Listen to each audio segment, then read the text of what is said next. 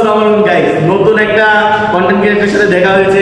তাই আবার খরসব বেলালের এত বড় ফ্যান, তাই জন্য আমি তার মুখ থেকে দুইটা লাইন কথা শুনবো। আসুন। হ্যালো ভাই, আসসালামু আলাইকুম।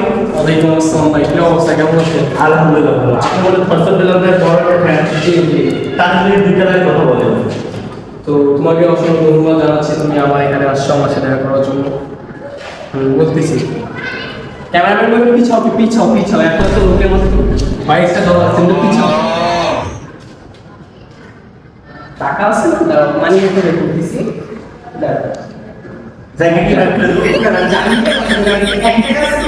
এক টাকা তো ভাই আমার কাছে 20 টাকা নোট আছে।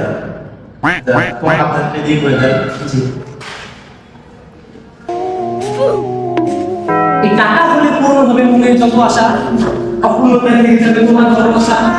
মাঝে মধ্যে অজান্তে করে গেলি সব কিছুকে মানিয়ে নিয়ে বাস্তবতায় করেছিল।